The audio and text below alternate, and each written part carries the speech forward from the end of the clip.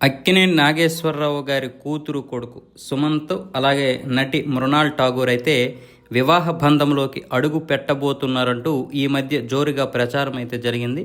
వీరిద్దరూ కలిసి దిగిన ఒక ఫోటో కూడా నెట్టింట వైరల్గా మారింది.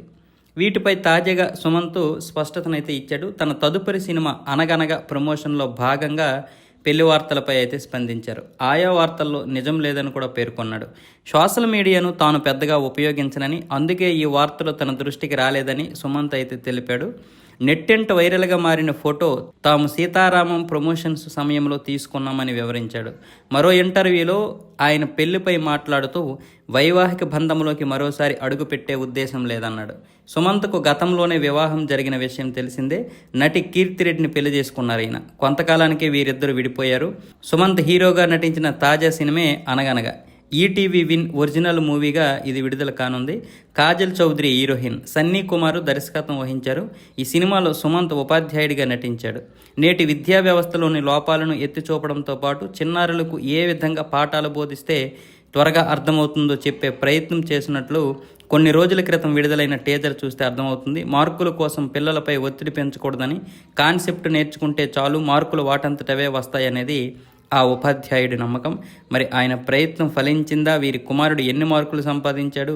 ఈ అన్ని అంశాలతో కూడినటువంటి సినిమా అనగనగా.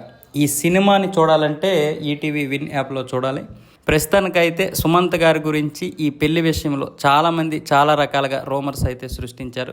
రూమర్స్ అంటే రూమర్స్ కాదు, ఇలాంటి వాటిని మనం నమ్మాల్సి ఉంటుంది ఒక్కొక్కసారి. అయితే దీనికి క్లారిటీ అయితే సుమంత్ ఇవ్వడం జరిగింది.